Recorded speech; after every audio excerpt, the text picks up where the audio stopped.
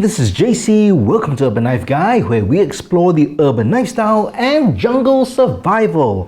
I've got two boxes here. They're both from MyParang, and you might have guessed it, these are two new parangs that I'm going to unbox. I'm not doing a field test in this video. We're just going to do an unboxing to show you what you will get if you order MyParang parangs. First, if you watch this channel regularly but have not subscribed, please do so to help the channel out. And if you'd like to support the channel even more, do check out my shop links in the pinned comment or description below. You can even join as a channel member. Thanks a lot. A shout out to MyParang for sending me these parangs. They are based in Penang, Malaysia, and their parangs are made in Bidor, which is in Perak, another state in Malaysia. But they do a lot of the quality control, putting everything together before sending out the parangs. Well, they sent me two parangs, and of course, if you follow my channel, you know I'm not new to MyParang. I have reviewed their parangs in the past. I also own some of their parangs, and kind of show them to you as we unbox this as well.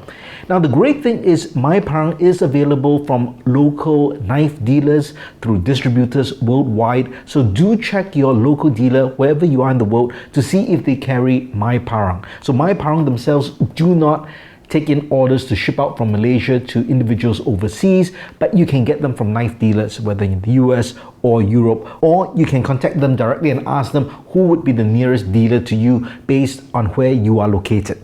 All right, let's have a look at the parangs. Now, the boxes are just like that, very simple, right? But you have Malaysian made, tradition with pride, you have the logo, and then you have some certification which show they are made in Malaysia, right? And these are traditional style parangs, but with kind of a modern materials or modern touch, and of course modern standards and quality control. You do get the sheath. The sheaths are nylon sheaths patterned after the traditional wooden sheaths in terms of design. They sit inside and there's a belt loop, but there's also MOLLE attachment if you want to attach it to a belt. And then inside, this is how the parang is presented. You will get a card which tells you a bit about the information of the parang from the 5160 carbon steel blades and the beechwood handle sourced from Croatia.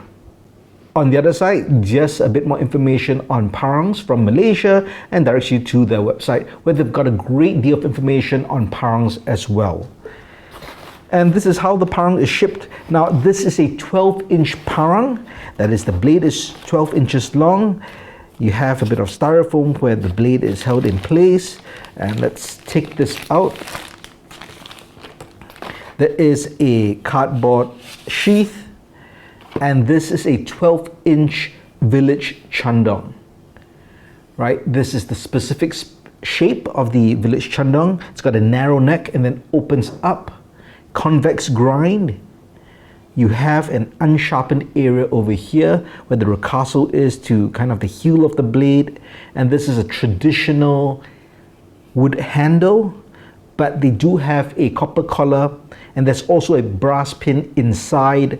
And that's to ensure that if for whatever reason the handle or the blade comes loose from the handle, it will not fly out. And that hardly ever happens.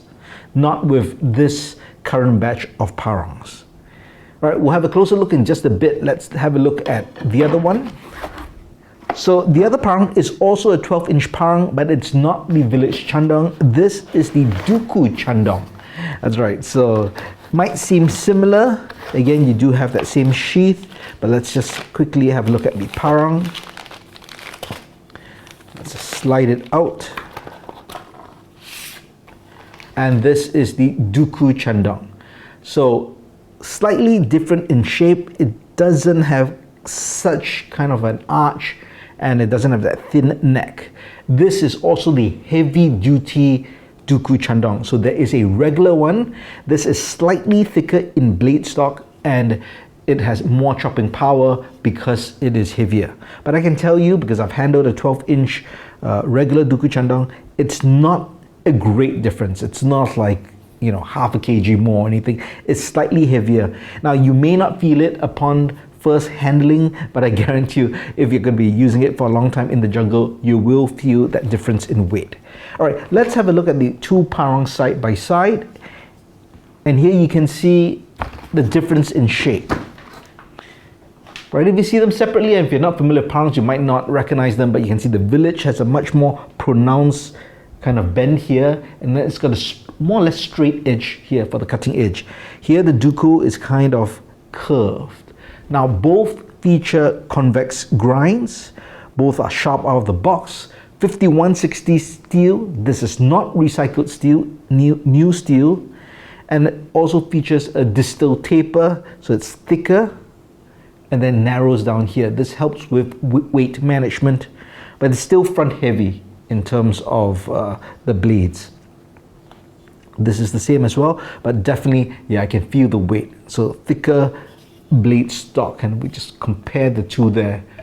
Yeah, it's probably about 1 millimeter difference.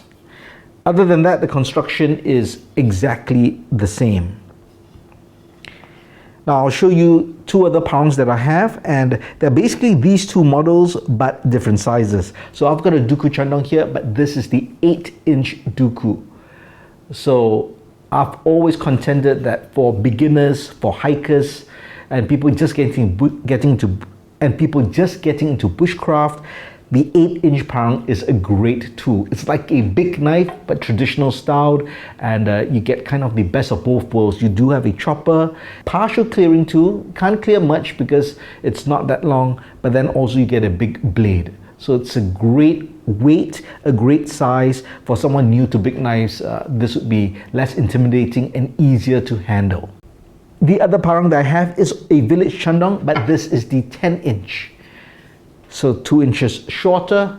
Everything else is basically the same. This is kind of my current EDC when I got to the jungle for bushcrafting. So I'll be interested to see how it differs from the 12-inch, which of course is slightly longer and heavier. So we'll see how that works out when we bring this out to the jungle to field test for both the village and the heavy-duty Duku Chandong.